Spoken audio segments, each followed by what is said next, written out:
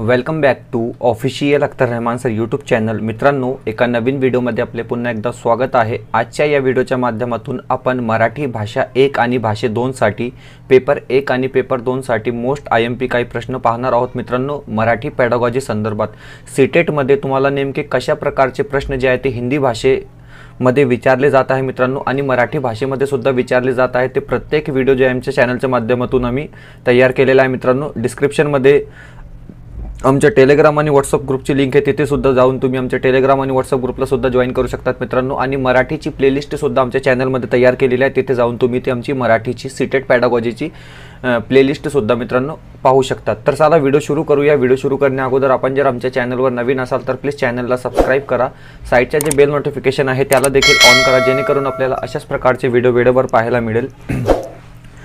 डिस्क्रिप्शनमध्ये आमच्या टेलिग्राम आणि व्हॉट्सअप ग्रुपची लिंक दिलेली आहे, तिथे जाऊन आपण आमच्या टेलिग्राम आणि व्हॉट्सअप ग्रुपला सुद्धा जॉईन करू शकतात। तर चला मित्रांनो पाहूया प्रश्न क्रमांक 1। हे बघा, प्रश्न क्रमांक 1 या ठिकाणी दिलेला आहे। व्हिडिओला प्लीज लाईक करा। अशाच प्रकारचे प्रश्न तुम्हाला मराठी पेडागॉजी संदर्भात मित्रांनो विचारले जात आहे सीटेटच्या परीक्षेमध्ये। शिकणारा भाषा कशा प्रकारे आत्मसात करतो? शिकणारा म्हणजेच विद्यार्थी। आता विद्यार्थी भाषा कशा प्रकारे आत्मसात करतो असा प्रश्न या ठिकाणी दिलेला आहे मित्रांनो।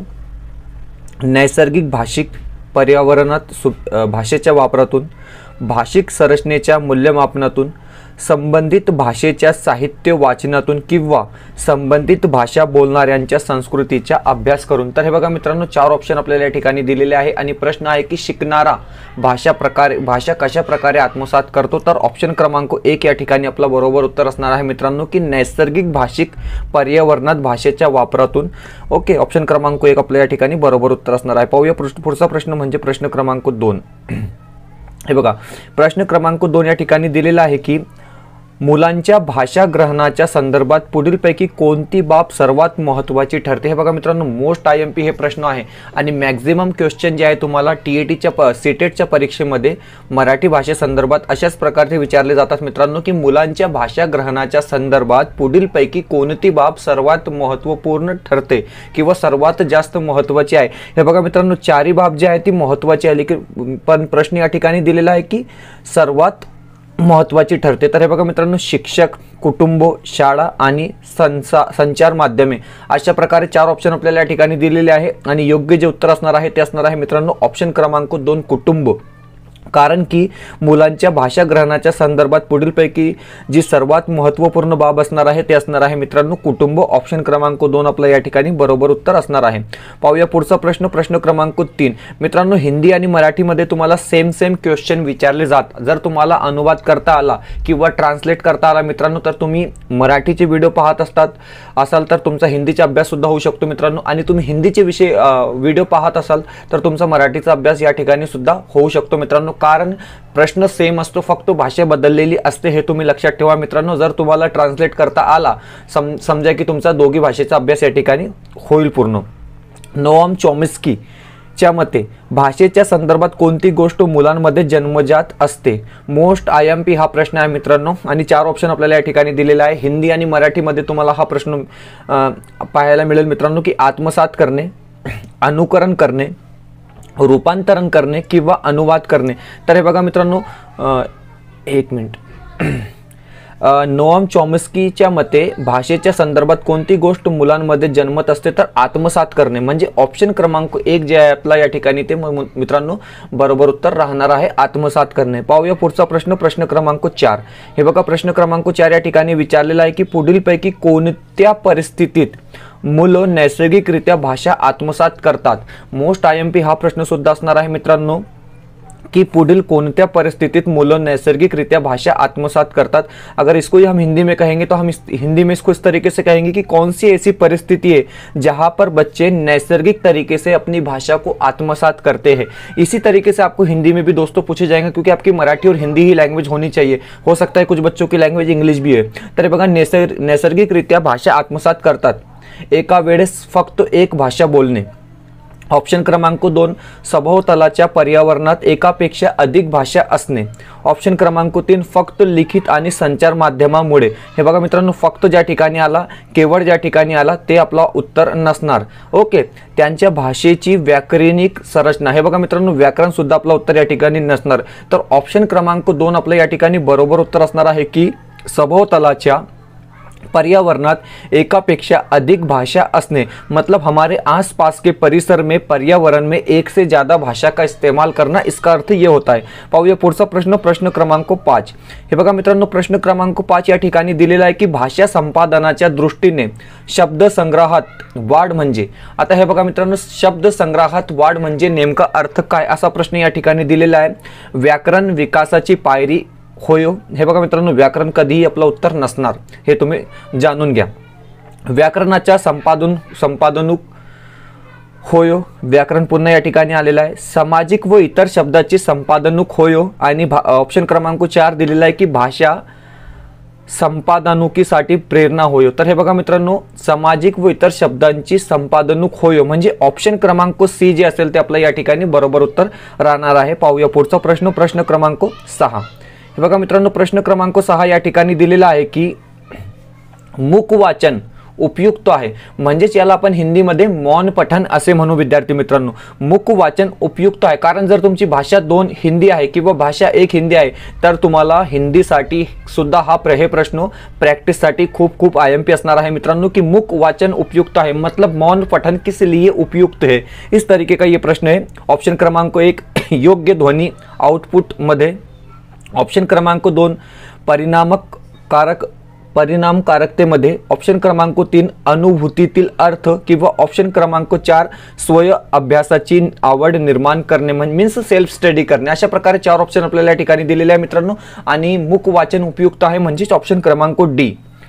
ऑप्शन क्रमांक 4 स्वय अभ्यासाची आवड निर्माण करणे आपला या ठिकाणी योग्य उत्तर असणार आहे. पाहूया पुढचा प्रश्न, प्रश्न क्रमांक 7.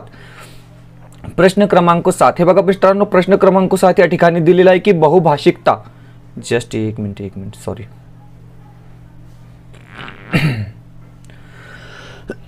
ओके. बहुभाषिकता म्हणजे काय, 4 ऑप्शन आपल्याला या ठिकाणी दिलेले आहे मित्रांनो. हे बघा, बहुभाषिकता अध्ययन प्रक्रियेत व्यत्यय आणते. ओके, मुलांच्या संज्ञानात्मक विकासास मदत होते.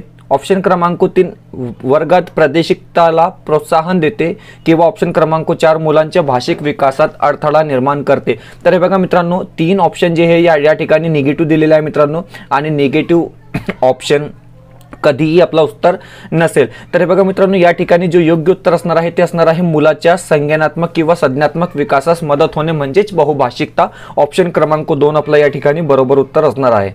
पाहूया प्रश्न क्रमांक 8. हे बघा मित्रांनो, प्रश्न क्रमांक 8 2012च्या सीटेट मध्ये विचारला गेला होता मराठी भाषेसंदर्भात की भाषा संपादन म्हणजे काय. 4 ऑप्शन आपल्याला या ठिकाणी दिलेले आहे मित्रांनो. शिक्षकाची आवश्यक उपस्थितीची मागणी.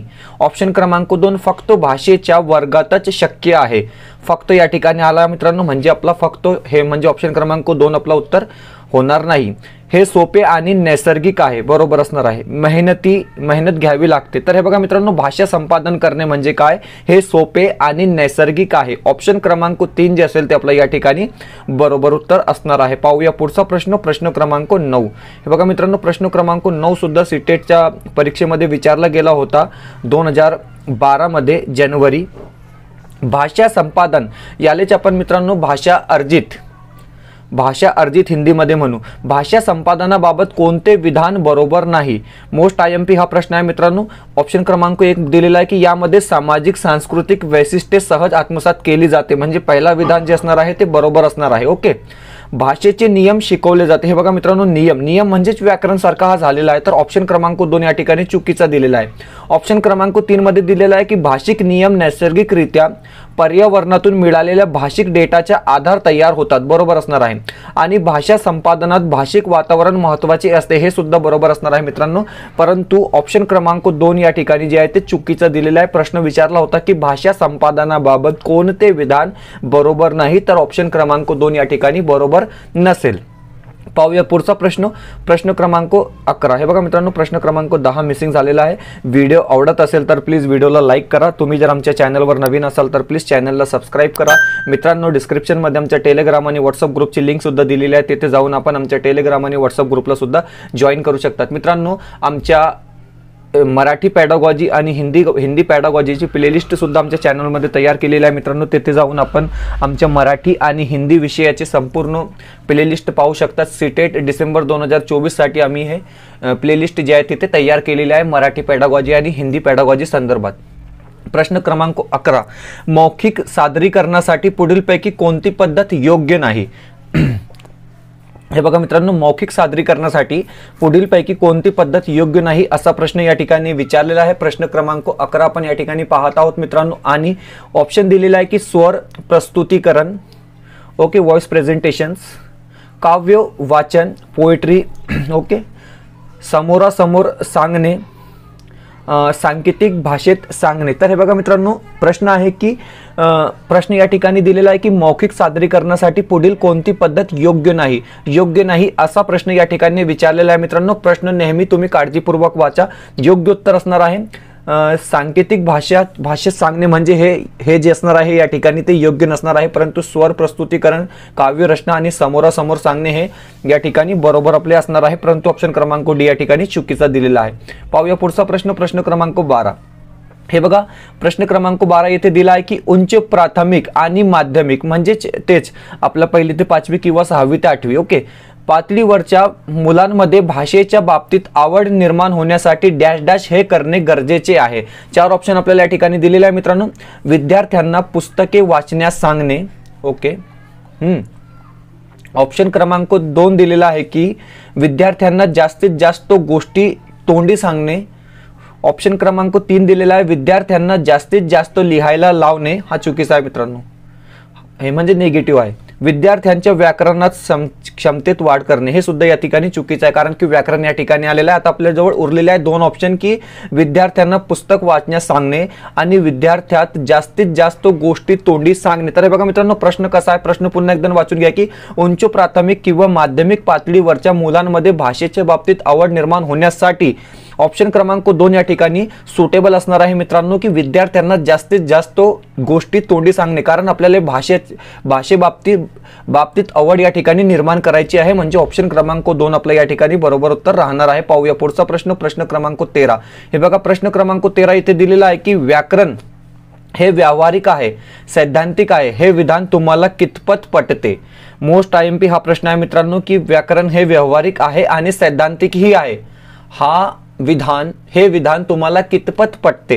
पूर्णत, अंशतः, पटत नाही किंवा पटते आणि पटत नाही. तर हे बघा मित्रांनो, हे जे असणार आहे ऑप्शन क्रमांक 1 आपला या ठिकाणी बरोबर उत्तर राहणार आहे. पाहूया पुढचा प्रश्न, प्रश्न क्रमांक 14.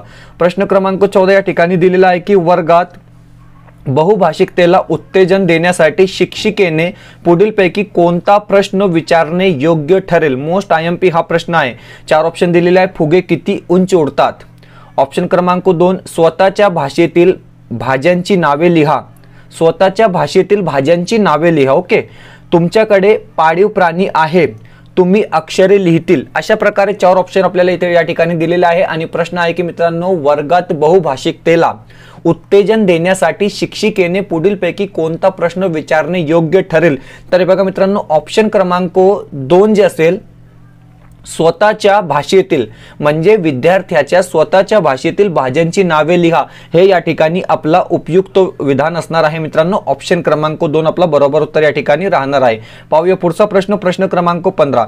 हे बघा, प्रश्न क्रमांक 15 इथे दिलेला आहे की खालच्या वर्गात मित्रांनो लक्षात ठेवा की व्याकरण संदर्भात तुम्हाला प्रश्न अजिबात विचारले जात नाही. जर व्याकरण संदर्भात मराठी किंवा हिंदी भाषेमध्ये पॅडागॉजीमध्ये सीटेटमध्ये तुम्हाला प्रश्न जर विचारले गेले तर मित्रांनो ते पॅसेजच्या आधारावर, म्हणजेच उतारा किंवा परिच्छेदच्या आधारावर तुम्हाला प्रश्न विचारले जाईल, म्हणजे तेच उपसर्ग, प्रत्यय, समानार्थी शब्द, विरुद्धार्थी शब्द यापेक्षा वेगळा व्याकरण तुम्हाला पाहायला मिळणार नाही मित्रांनो. आणि फक्त 2 किंवा 3 मार्कासाठी, गुणांसाठी तुम्हाला व्याकरण विचारला जाऊ शकतो, त्यापेक्षा जास्त नाही. 15 मार्कासाठी तुम्हाला लँग्वेज पॅडागॉजी मित्रांनो हिंदी आणि मराठीमध्ये विचारली जाते. आणि 15 मार्क्ससाठी तुम्हाला 2 पॅसेज दिले जाते, पद्य आणि गद्य आकलनावर मित्रांनो. हे तुम्ही लक्षात ठेवा, म्हणजे एक्झॅक्ट क्वेश्चन पेपरचा फॉर्मॅट कसा असतो हे तुम्हाला माहित पाहिजे मित्रांनो.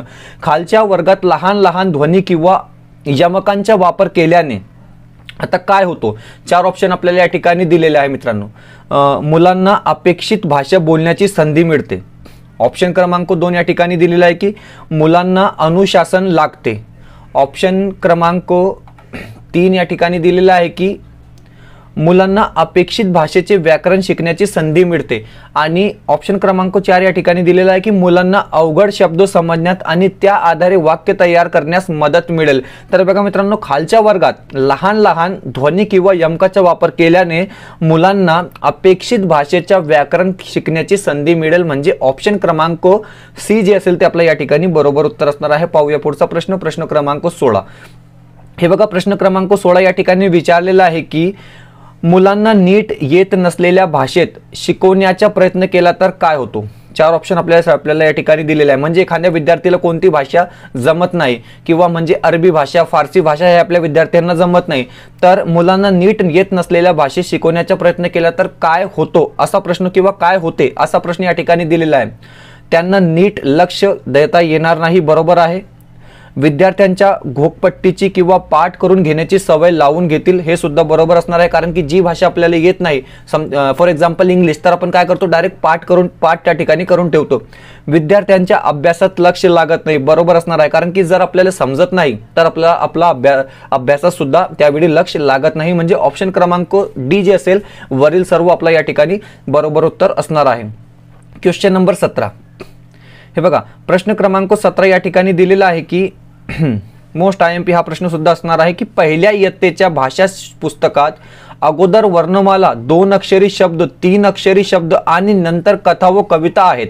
या पुस्तकात भाषा अध्यापन पद्धतीचा कोणता दृष्टिकोन आहे असा प्रश्न या ठिकाणी विचारलेला आहे. बॉटम अप पद्धती, टॉप डाऊन पद्धती, अनुशासनात्मक पद्धती किंवा अभ्यासक्रम आधारित पद्धती. तर बघा मित्रांनो, ही जी अभ्यासक्रम पद्धती असणार आहे, ही जी भाषा अध्यापन पद्धती असणार आहे ती असणार आहे बॉटम अप पद्धती, म्हणजे बॉटम ॲप पद्धती, म्हणजे ऑप्शन क्रमांक ए जे असेल ते आपल्या या ठिकाणी बरोबर उत्तर असणार आहे. पाहूया पुढचा प्रश्न, प्रश्न क्रमांक 18. हे बघा, प्रश्न क्रमांक 18 या ठिकाणी दिलेला आहे की भाषा वर्गात लेखनाची सुरुवात करताना शिक्षिकेने काय केले पाहिजे. 4 ऑप्शन आपल्याला या ठिकाणी दिलेले आहे. आणि भाषा वर्गात लेखनाची सुरुवात करताना शिक्षिकेने काय केले पाहिजे असा प्रश्न या ठिकाणी विचारलेला आहे. सांगितलेल्या विषयावर विविध बाजूंनी विचार करून विचारांना चालना देण्यास विद्यार्थ्यांना सांगणे. ओके. विषयाशी संबंधित फळ्यावर लिहिलेल्या परिच्छेद लिहिण्यास सांगणे. विद्यार्थ्यांना शाळेत येताना वेगवेगळे परिच्छेद वाचून येण्यास सांगणे किंवा विद्यार्थ्यांना सुंदर अक्षरात लिहिण्यास सांगणे. तर हे बघा मित्रांनो, जे मोस्ट सुटेबल आन्सर या ठिकाणी असणार आहे ते असणार आहे ऑप्शन क्रमांक अ. सांगितलेल्या विषयावर विविध बाजूंनी विचार करून विचारांना चालना देण्यास विद्यार्थ्यांना सांगणे, म्हणजे ऑप्शन क्रमांक 1 जे असेल किंवा अ जे असेल ते आपल्या या ठिकाणी बरोबर उत्तर असणार आहे. पाहूया पुढचा प्रश्न, प्रश्न क्रमांक 19.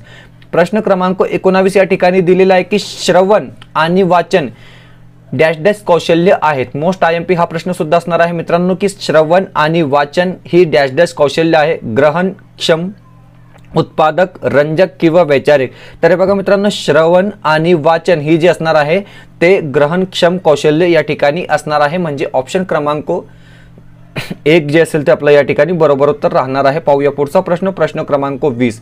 प्रश्न क्रमांक 20. मित्रांनो, व्हिडिओ आवडत असेल तर प्लीज व्हिडिओला लाईक करा. तुम्ही जर आमच्या चॅनलवर नवीन असाल तर प्लीज चॅनलला सबस्क्राईब करा. मराठी पॅडागॉजीची आम्ही प्लेलिस्ट तयार केलेली आहे मित्रांनो, हिंदी आणि मराठी पॅडागॉजीसाठी. पुढच्या 30 दिवस जे आहे ते आमच्या चॅनलच्या माध्यमातून तुम्हाला अशाच प्रकारचे मित्रांनो प्रॅक्टिस या ठिकाणी भेटणार आहे मराठी पॅडागॉजी आणि हिंदी पॅडागॉजी संदर्भात. वाचनाच्या सुरुवातीच्या काळात शिक्षकाने कोणत्या गोष्टीवर जास्त भर द्यावा. मोस्ट IMP हा प्रश्न आहे. बाराखडी पाठ करणे. तर हे बघा मित्रांनो, पाठ करणे या ठिकाणी चुकीचे असणार आहे. अस्खलितपणे वाचन करणे. Very good. अक्षर उच्चार यामधील संबंध विकसित करणे किंवा अचूक वाचन करणे। तर हे बघा मित्रांनो, अचूक वाचन सुद्धा विद्यार्थी सुरुवातीमध्ये करत नाही। आता 2 ऑप्शन आपल्याला या ठिकाणी उरलेले आहे, अस्खलितपणे वाचन करणे किंवा अक्षर उच्चार यांच्यामधील संबंध विकसित करणे। तर ऑप्शन क्रमांक 2 जे असेल मित्रांनो, ते आपलं बरोबर उत्तर या ठिकाणी असणार आहे की अक्षर उच्चार यांमधील संबंध विकसित करणे बरोबर उत्तर असणार आहे। मित्रांनो, व्हिडिओला जास्तीत जास्त शेअर करा, कारण की सीटेट मध्ये म्हणजे TAT मध्ये जे विद्यार्थी राहिलेले आहेत त्यांना सीटेट मध्ये सुद्धा चान्स आहे मित्रांनो। TAIT थर्ड TAIT पूर्वी शिक्षक अभियोग्यता व बुद्धिमत्ता पूर्वी। तर व्हिडिओला प्लीज जास्तीत जास्त शेअर करा। व्हिडिओ आवडत असेल तर प्लीज व्हिडिओला लाईक करा मित्रांनो। चॅनलवर नवीन असाल तर प्लीज चॅनलला सबस्क्राईब करा। डिस्क्रिप्शनमध्ये आमच्या टेलिग्राम आणि व्हॉट्सअप ग्रुपची लिंक सुद्धा दिलेली आहे, तिथे जाऊन आपण आमच्या टेलिग्राम आणि व्हॉट्सअप ग्रुपला सुद्धा जॉईन करू शकतात। मित्रांनो, भेटूया पुढच्या व्हिडिओमध्ये काही नवीन प्रश्नांसोबत।